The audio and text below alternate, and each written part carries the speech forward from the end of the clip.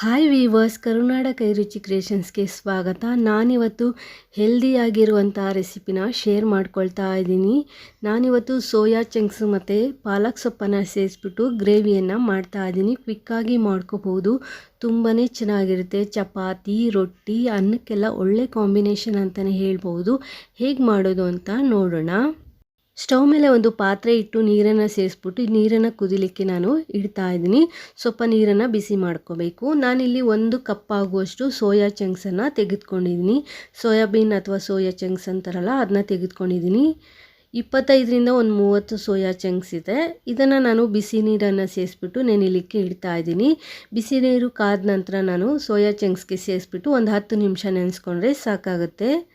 ಪಾಲಕ್ ಸೊಪ್ಪನ್ನು ಬೇಯಿಸ್ಕೊಳ್ಳಿಕ್ಕೆ ಪಾತ್ರೆಯಲ್ಲಿ ನೀರು ಹಾಕಿ ಸ್ಟವ್ ಮೇಲೆ ಇಟ್ಕೊಂಡಿದ್ದೀನಿ. 1 ಚಮಚ ಸಕ್ಕರೆ ಹಾಗೆ 1 ಚಮಚ ಉಪ್ಪನ್ನು ಹಾಕ್ಬಿಟ್ಟು ನಾನು ನೀರನ್ನು ಕಾಯಲಿಕ್ಕೆ ಇಟ್ಟಿದ್ದೀನಿ. ಪಾಲಕ್ ಸೊಪ್ಪನ್ನು ನಾನಿಲ್ಲಿ ಕ್ಲೀನ್ ಮಾಡಿ ಇಟ್ಕೊಂಡಿದ್ದೀನಿ, ಎಲ್ಲ ನೀಟ್ ಮಾಡ್ಕೊಂಡಿದ್ದೀನಿ. ಒಂದು 2-3 ಸಲ ಚೆನ್ನಾಗಿ ವಾಶ್ ಮಾಡಿರುವಂಥ ಪಾಲಕ್ ಸೊಪ್ಪನ್ನು ಬಿಸಿಯಾಗಿರುವಂಥ ನೀರಿಗೆ ಸೇರಿಸ್ಬಿಟ್ಟು ಒಂದು 2 ನಿಮಿಷ ಬೇಯಿಸ್ಕೊಳ್ತೀನಿ. 2ರಿಂದ 3 ನಿಮಿಷ ನೀವು ಬಿಸಿ ನೀರಲ್ಲಿ ಈ ರೀತಿ ಬೇಯಿಸ್ಕೊಂಡ್ರೆ ಸಾಕಾಗುತ್ತೆ. ಸೊ ಪಾಲಕ್ ಸೊಪ್ಪು ಬೆಂದ ನಂತರ ಒಂದು ಪಾತ್ರೆಗೆ ನಾನು ಸೊಪ್ಪನ್ನು ಮಾತ್ರ ತೆಗೆದು ಇಟ್ಕೊಂಡಿದ್ದೀನಿ. ಪಾಲಕ್ ಸೊಪ್ಪು ತಣ್ಣಗಾದ ನಂತರ ಮಿಕ್ಸಿ ಜಾರ್ಗೆ ಸೇರಿಸ್ಕೊಂಡಿದ್ದೀನಿ. ಒಂದು 6ರಿಂದ 7 ಹಸಿಮೆಣಸಿನ್ಕಾಯಿ, ಖಾರ ನೋಡಿಕೊಂಡು ಹಸಿಮೆಣಸಿನ್ಕಾಯಿನ ಸೇರಿಸ್ಕೊಳ್ಳಿ. 1 ಗಡ್ಡೆ ಬೆಳ್ಳುಳ್ಳಿ ಹಾಗೆ 1 ಇಂಚು ಶುಂಠಿ, ಅರ್ಧ ಚಮಚ ಜೀರಿಗೆಯನ್ನು ಸೇರಿಸಿ ನುಣ್ಣಗೆ ಗ್ರೈಂಡ್ ಮಾಡ್ಕೊಂಡಿದ್ದೀನಿ. ಬೇಕು ಅಂದರೆ ಸ್ವಲ್ಪ ನೀರನ್ನು ಸೇರಿಸ್ಕೊಂಡು ಗ್ರೈಂಡ್ ಮಾಡ್ಕೊಳ್ಳಿ. ಸೋಯಾ ಚಂಕ್ಸು ಚೆನ್ನಾಗಿ ನೆಂದಿದೆ. ನೀರಿಂದ ಹಿಂಡ್ಬಿಟ್ಟು ನಾನು ಒಂದು ಪಾತ್ರೆಗೆ ಸೇರಿಸ್ಕೊಳ್ತಾ ಇದ್ದೀನಿ. ಸೊ ನೀಟಾಗಿ ಹಿಂಡ್ಬಿಟ್ಟು ತೆಕ್ಕೊಳ್ಳಿ. ಸ್ಟವ್ ಮೇಲೆ ಒಂದು ಪ್ಯಾನ್ ಇಟ್ಕೊಂಡಿದ್ದೀನಿ. 1-2 ಚಮಚ ಎಣ್ಣೆಯನ್ನು ಸೇರಿಸ್ಕೊಂಡಿದ್ದೀನಿ. ಎಣ್ಣೆ ಸೇರಿಸ್ಕೊಂಡ ನಂತರ ಸೋಯಾ ಚಂಕ್ಸನ್ನು ಸೇರಿಸ್ಕೊಂಡು ಚೆನ್ನಾಗಿ ಫ್ರೈ ಮಾಡ್ಕೊಳ್ತಾ ಇದ್ದೀನಿ. ಮೀಲ್ ಮೇಕರ್ ಅಂತಲೂ ಸಹ ಕೆಲವರು ಕರೀತಾರೆ. ಸೊ ಮೀಲ್ ಮೇಕರ್ ಸೇರಿಸ್ಕೊಂಡು ಚೆನ್ನಾಗಿ ಫ್ರೈ ಮಾಡ್ಕೋಬೇಕಾಗುತ್ತೆ. ಸ್ವಲ್ಪ ಹೊಂಬಣ್ಣಕ್ಕೆ ಬರಬೇಕು. ಮೀಡಿಯಮ್ ಊರಿನಲ್ಲಿ ಇಟ್ಕೊಂಡು ಫ್ರೈ ಮಾಡ್ಕೊಳ್ಳಿ. ನೋಡಿ, ಈ ರೀತಿ ಸ್ವಲ್ಪ ಬಣ್ಣ ಚೇಂಜ್ ಆದಮೇಲೆ ಒಂದು ಪಾತ್ರೆಗೆ ತೆಕ್ಕೊಳ್ಳಿ. ಈ ರೀತಿ ಫ್ರೈ ಮಾಡೋದ್ರಿಂದ ಸೋಯಾ ಚಂಕ್ಸಲ್ಲಿ ಏನಾದರೂ ನೀರಿನ ಅಂಶ ಇದ್ದರೆ ಎಲ್ಲ ಡ್ರೈ ಆಗುತ್ತೆ.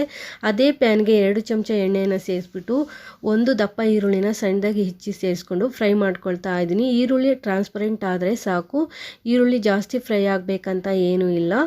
ಸ್ವಲ್ಪ ಟ್ರಾನ್ಸ್ಪರೆಂಟ್ ಆಗೋವರೆಗೂ ನಾವಿಲ್ಲಿ ಫ್ರೈ ಮಾಡ್ಕೋಬೇಕಾಗತ್ತೆ.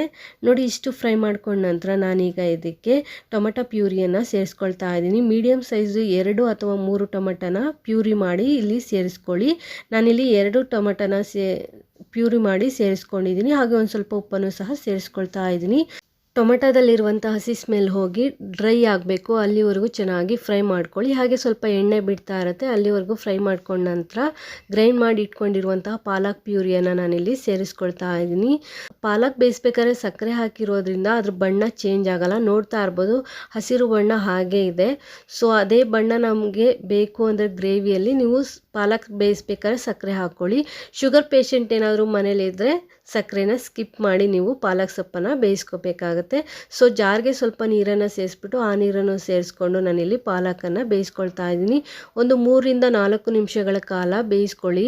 ಹಸಿ ಸ್ಮೆಲ್ಲೆಲ್ಲ ಹೋಗಬೇಕು. ನಾವು ರುಬ್ಬಬೇಕಾದ್ರೆ ಶುಂಠಿ ಬೆಳ್ಳುಳ್ಳಿ ಎಲ್ಲ ಹಸಿದಾಗೆ ಹಾಕಿರೋದ್ರಿಂದ ಅದರಲ್ಲಿರುವಂಥ ಹಸಿ ಸ್ಮೆಲ್ ಹೋಗಬೇಕು, ಅಲ್ಲಿವರೆಗೂ ಬೇಯಿಸ್ಕೋಬೇಕಾಗತ್ತೆ. ಒಂದು 3ರಿಂದ 4 ನಿಮಿಷ ಒಂದು ಲಿಡ್ ಕವರ್ ಮಾಡಿ ಆದರೂ ಬೇಯಿಸ್ಕೋಬೋದು ಅಥವಾ ಓಪನ್ ಪ್ಯಾನಲ್ಲಾದರೂ ಬೇಯಿಸ್ಕೋಬೋದು. ಒಂದು ಸ್ವಲ್ಪ ಉಪ್ಪನ್ನು ನಾನಿಲ್ಲಿ ಸೇರಿಸ್ಕೊಳ್ತಾ ಇದ್ದೀನಿ. ರುಚಿಗೆ ತಕ್ಕಷ್ಟು ಉಪ್ಪನ್ನು ಸೇರಿಸ್ಕೊಂಡು ಚೆನ್ನಾಗಿ ಮಿಕ್ಸ್ ಮಾಡ್ಕೊಳ್ಳಿ. ಹಾಗೆ ಒಂದು 1/4 ಚಮಚ ಸಕ್ಕರೆ ಇಲ್ಲಿ ಆಪ್ಷನಲ್ಲು, ಬಟ್ ಸಕ್ಕರೆ ಹಾಕೋದ್ರಿಂದ ಟೇಸ್ಟು ಚೆನ್ನಾಗಿ ಕೊಡುತ್ತೆ. ರೆಸ್ಟೋರೆಂಟ್ಗಳಲ್ಲೆಲ್ಲ ಸಕ್ಕರೆನ ಸೇರಿಸ್ತಾರೆ, ಅದರಿಂದನೇ ಗ್ರೇವಿಗಳು ತುಂಬ ಟೇಸ್ಟಿಯಾಗಿ ಬರುತ್ತೆ. ಸೊ ಇದಾದ ನಂತರ ನಾನಿಲ್ಲಿ ಸೋಯಾ ಚಂಕ್ಸ್ ನಾನು ಏನು ಫ್ರೈ ಮಾಡಿ ಇಟ್ಕೊಂಡಿದ್ದೆ ಅದನ್ನ ಸೇರಿಸ್ಬಿಟ್ಟು ಚೆನ್ನಾಗಿ ಮಿಕ್ಸ್ ಮಾಡಿಕೊಂಡು ಸೋಯಾಬೀನ್ ಹಾಕಿದ ನಂತರ ಒಂದು 4ರಿಂದ 5 ನಿಮಿಷಗಳ ಕಾಲ ಮೀಡಿಯಮ್ ಊರಿನಲ್ಲಿ ನಾವು ಗ್ರೇವಿಯನ್ನು ಬೇಯಿಸ್ಕೋಬೇಕಾಗತ್ತೆ. ಸೋಯಾ ಚಂಕ್ಸ್ಗೆ ಮಸಾಲೆ ಎಲ್ಲ ಹಿಡಿದು ಟೇಸ್ಟು ಚೆನ್ನಾಗಿ ಕೊಡಬೇಕು. ಅದಕ್ಕೋಸ್ಕರ ನಾವು 3ರಿಂದ 4 ನಿಮಿಷ ಬೇಯಿಸ್ಕೋಬೇಕು. ಇನ್ನೊಂದು ಸ್ವಲ್ಪ ನೀರನ್ನು ಸೇರಿಸ್ಕೊಳ್ತಾ ಇದ್ದೀನಿ. ನೀವು ಗ್ರೇವಿಯ ಥಿಕ್ನೆಸ್ನ ನೋಡಿಕೊಂಡು ನೀರನ್ನು ಸೇರಿಸ್ಕೊಳ್ಳಿ. ಹಾಗೆ ಉಪ್ಪು ಹುಳಿ ಖಾರನ ಚೆಕ್ ಮಾಡ್ಕೊಳ್ಳಿ. ಬೇಕು ಅಂದರೆ ನೀವು ಇಲ್ಲಿ ಸೇರಿಸ್ಕೋಬೋದು. ಉಪ್ಪು ಕಡಿಮೆ ಇದ್ದರೆ ಉಪ್ಪನ್ನು ಸೇರಿಸ್ಕೊಳ್ಳಿ. ಹಾಗೆ ಹುಳಿಗೆ ನೀವು ಇಲ್ಲಿ ನಿಂಬೆಹಣ್ಣಿನ ರಸನೂ ಸಹ ಸೇರಿಸ್ಕೋಬೋದು. ಒಂದು ಅರ್ಧ ಚಮಚ ಗರಂ ಮಸಾಲವನ್ನು ಸೇರಿಸಿ ಚೆನ್ನಾಗಿ ಮಿಕ್ಸ್ ಮಾಡಿ ಲಿಡ್ ಕವರ್ ಮಾಡಿ ಬೇಯಿಸ್ಕೊಳ್ತೀನಿ. ಇನ್ನೊಂದು ಸ್ವಲ್ಪ ಉಪ್ಪನ್ನು ಸೇರಿಸ್ಕೊಳ್ತಾ ಇದ್ದೀನಿ. ಟೇಸ್ಟ್ ನೋಡಿಕೊಂಡು ಉಪ್ಪನ್ನು ಸೇರಿಸ್ಕೊಳ್ಳಿ. ಸ್ವಲ್ಪ ಉಪ್ಪು ಕಡಿಮೆ ಇದೆ ಅನಿಸ್ತು, ಅದಕ್ಕೆ ನಾನಿಲ್ಲಿ ಉಪ್ಪನ್ನು ಸೇರಿಸ್ಬಿಟ್ಟು ಲಿಡ್ ಕವರ್ ಮಾಡಿ ಬೇಯಿಸ್ಕೊಳ್ತಾ ಇದ್ದೀನಿ. ನೋಡ್ತಾ ಇರ್ಬೋದು ಗ್ರೇವಿ ಎಷ್ಟು ಚೆನ್ನಾಗಿ ಬಂದಿದೆ ಅಂತ. ಇನ್ನೂ 2 ನಿಮಿಷಗಳ ಕಾಲ ನಾನು ಗ್ರೇವಿಯನ್ನು ಬೇಯಿಸ್ಕೊಳ್ತೀನಿ. ಹೊಸದಾಗಿ ಯಾರಾದರೂ ನಮ್ಮ ಚಾನಲ್ ನೋಡ್ತಾ ಇದ್ದರೆ ಪ್ಲೀಸ್ ನಮ್ಮ ಚಾನಲ್ನ ಸಬ್ಸ್ಕ್ರೈಬ್ ಮಾಡಿಕೊಂಡು ನೋಡಿ. ಹಾಗೆ ಪಕ್ಕದಲ್ಲಿರುವಂಥ ಬೆಲ್ ಐಕನ್ನ ಕ್ಲಿಕ್ ಮಾಡಿ ಆಲ್ ಬಟನ್ನ ಒತ್ತಿ ನೆಕ್ಸ್ಟ್ ಹಾಕೋ ವಿಡಿಯೋ ನೋಟಿಫಿಕೇಷನ್ಗಾಗಿ.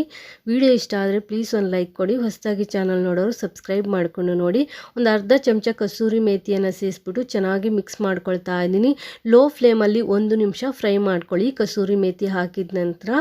ಸೊ ನೋಡ್ತಾ ಇರ್ಬೋದು ಎಷ್ಟು ಚೆನ್ನಾಗಿ ಬಂದಿದೆ ಅಂತ. ಈಗ ನಾನು ಫ್ಲೇಮನ್ನು ಆಫ್ ಮಾಡಿ ಬಿಸಿ ಬಿಸಿಯಾಗಿ ಸರ್ವ್ ಮಾಡ್ತೀನಿ. ದೋಸೆ, ಚಪಾತಿ, ರೊಟ್ಟಿ, ಅನ್ನಕ್ಕೆಲ್ಲ ಸಕ್ಕತ್ತಾಗಿರುತ್ತೆ. ಚಪಾತಿ, ರೊಟ್ಟಿ, ಪೂರಿ ಎಲ್ಲ ಮಾಡ್ಕೊಂಡ್ರೆ ತುಂಬ ಚೆನ್ನಾಗಿರುತ್ತೆ. ಒಂದ್ಸಲಿ ಟ್ರೈ ಮಾಡಿ ನೋಡಿ ಹೇಗಾಗಿದೆ ಅಂತ ಕಮೆಂಟ್ ಮಾಡಿ ತಿಳಿಸಿ. ವಿಡಿಯೋ ಇಷ್ಟ ಆದರೆ ಒಂದು ಲೈಕ್ ಕೊಡಿ. ಹಾಗೆ ನಿಮ್ಮ ಫ್ಯಾಮಿಲಿ ಫ್ರೆಂಡ್ಸ್ಗೂ ಸಹ ವಿಡಿಯೋನ ಶೇರ್ ಮಾಡಿ. ಹಾಗೆ ಹೊಸದಾಗಿ ಚಾನಲ್ ನೋಡೋರು ಸಬ್ಸ್ಕ್ರೈಬ್ ಮಾಡಿಕೊಂಡು ನೋಡಿ. Thanks for watching this video. Take care. Have A nice day.